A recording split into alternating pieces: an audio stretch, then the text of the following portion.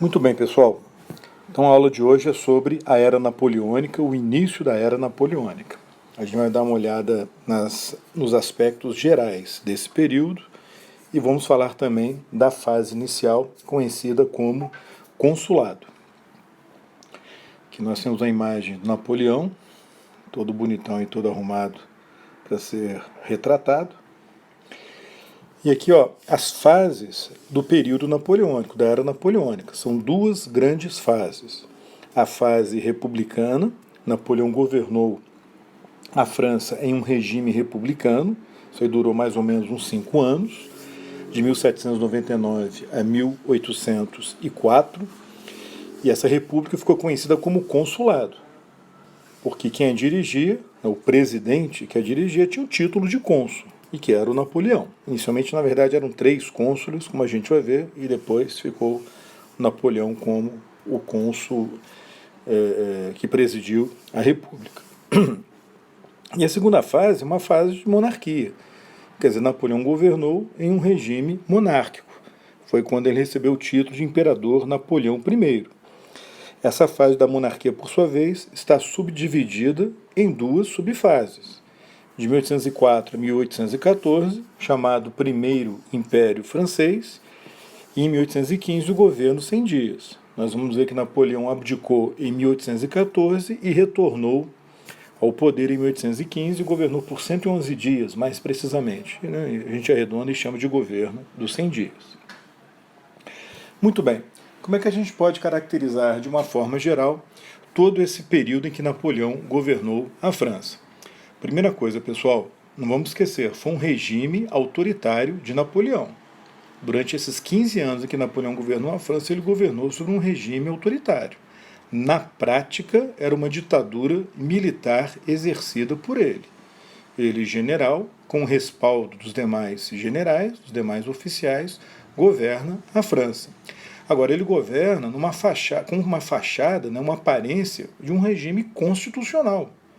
Quer dizer, uma fachada constitucional e representativa. A França teve o tempo todo Constituição, divisão do Estado em poderes separados, isonomia, eleições. Acontece que essa divisão era só formal, porque o poder ficou concentrado nas mãos de Napoleão. Isso era uma coisa muito difícil da gente vislumbrar, porque na época do regime militar no Brasil, de 64 a 85, havia Constituição, eleições, isonomia, divisão do Estado em 3 poderes, mas quem de fato mandava era o poder executivo, era o presidente, que era um general. Então o fato de existir uma Constituição, divisão do Estado em poderes, não significa necessariamente que é um regime liberal, um regime democrático. Ele pode ter elementos de um regime liberal, ele pode ter uma aparência democrática, mas na prática, pelas regras do jogo político, no caso de Napoleão, o que nós temos é um regime autoritário.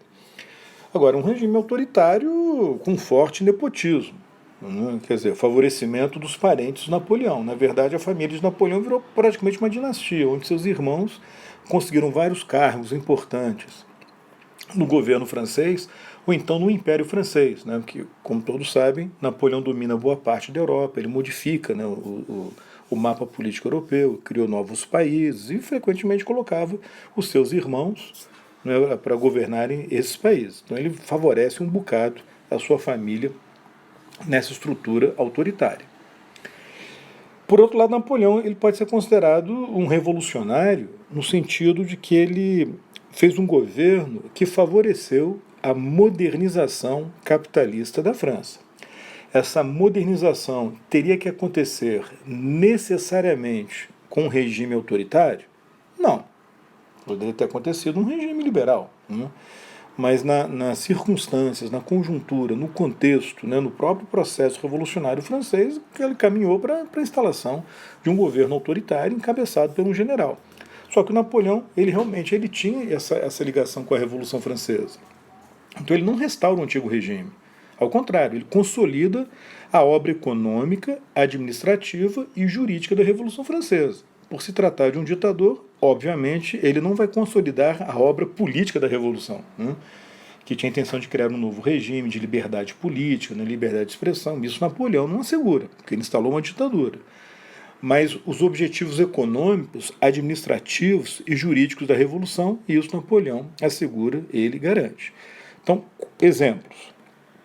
Ele instala um Banco da França, que foi fundamental no financiamento, né, de várias atividades econômicas e também financiamento do próprio governo francês, emitindo títulos, emprestando dinheiro.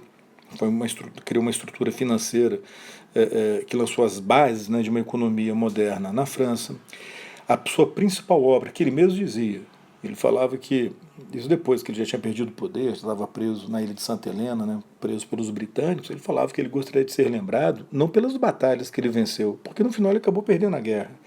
Ele queria ser lembrado por uma obra duradoura, que foi o Código Civil, também chamado de Código Napoleônico, né, lançado em 1804, assegurando a isonomia, garantindo a propriedade privada e os contratos, né, dois elementos básicos para o funcionamento do capitalismo. Por outro lado, mantendo tradições pré-modernas, com uma ideia de uma família patriarcal, né? As mulheres, na verdade, tinham menos direitos do que os homens, assegurou o direito de divórcio, regulamentou a herança, até então o patrimônio era herdado pelo filho mais velho, pelo primogênito. Né? Agora não, deixou de ser uma exclusividade do primogênito, né? Podendo ser repartido entre os filhos, né, de uma pessoa falecida. Então aquilo vai criando uma estrutura mais moderna. Em 1806 ele criou a Universidade da França, pública. Em 1807 emancipou os judeus, que passaram a ter direitos civis iguais aos dos franceses, um momento muito importante, né, para a assimilação dos judeus na sociedade francesa. E no mesmo ano ele lançou o Código Comercial, também estabelecendo um regulamento mais moderno para as atividades comerciais. Então, nesse sentido, Napoleão ele não foi contra-revolucionário. Ao contrário, ele consolida a obra da Revolução Francesa. Por outro lado, ele adotou também medidas conservadoras. Ele não foi formado, não tinha uma visão de mundo 100% revolucionária. Por exemplo, a escravidão foi abolida pelos jacobinos, lá na Convenção. O Napoleão restaurou a escravidão nas colônias em 1802.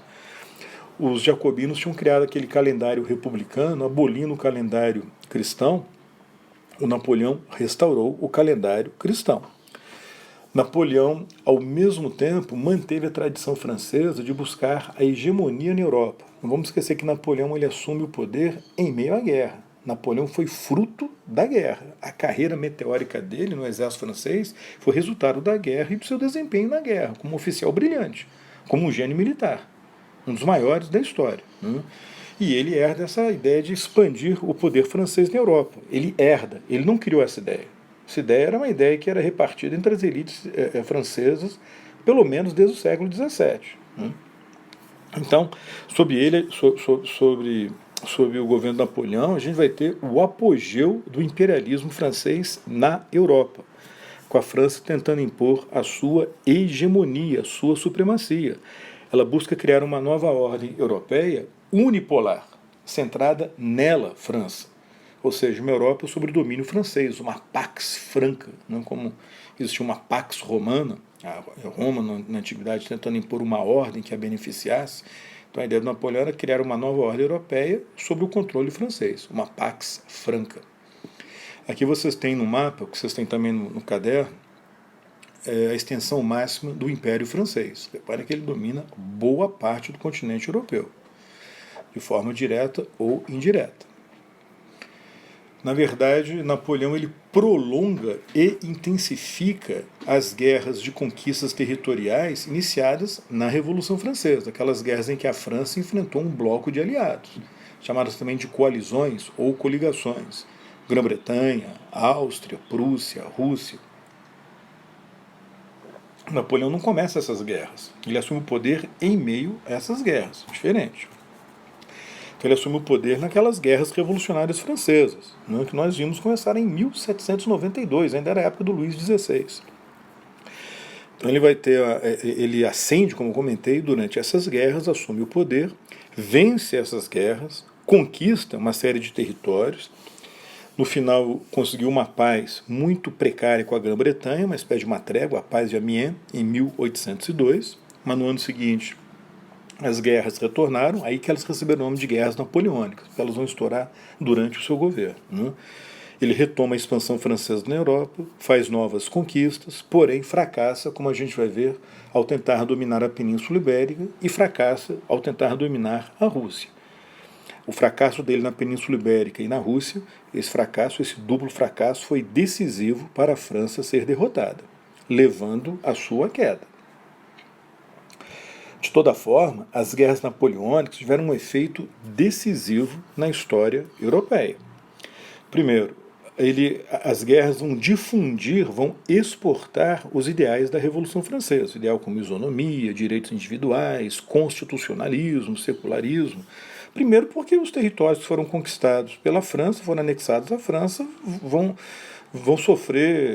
ser palco de reformas, né, de medidas introduzidas pelo governo napoleônico, que era um governo, de certa forma, revolucionário, como a gente viu. Então as medidas que a França tomou durante a Revolução em seu território vão ser tomadas, vão ser aplicadas nos territórios conquistados. Além disso, o exemplo revolucionário francês, o fortalecimento da França, vai estimular reformas ou vai aumentar a pressão por reformas em outros países da Europa, inclusive naqueles que não foram conquistados pela França ou onde a conquista foi curta, foi de curta duração. Napoleão altera o mapa político europeu. Ele redesenhou a Europa. Ele derrubou antigas dinastias, ele dissolveu antigos estados, ele anexou territórios à França, que amplia suas fronteiras, surge o Império Francês, ele cria novos países, que eram estados satélites da França. Por outro lado, essas guerras napoleônicas foram responsáveis pela crise do colonialismo ibérico na América Latina, do sistema colonial português e espanhol na América Latina. Ele invade Portugal e a Espanha. Como vocês já viram, a corte portuguesa fugiu para o Brasil, com Dom João, a família real. O rei da Espanha não consegue fugir, é aprisionado por Napoleão.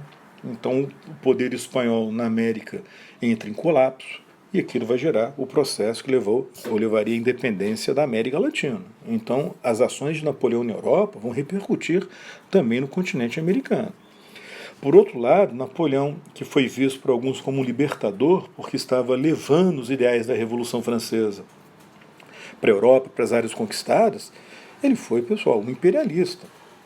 Ele domina a Europa pensando na França, não pensando nos europeus.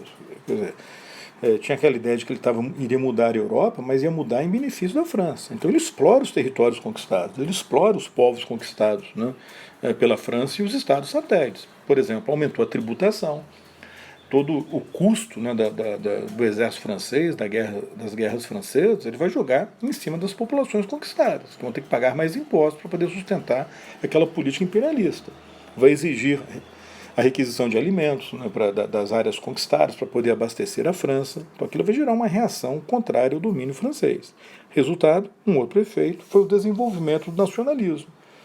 Em parte inspirado pelas ideias da Revolução Francesa, a ideia de que o povo compõe uma nação que vai ser soberano, mas também gerado pela própria resistência contra o imperialismo francês. Eu vou fazer uma pausa aqui e já continuo no próximo vídeo. Ok? Até breve.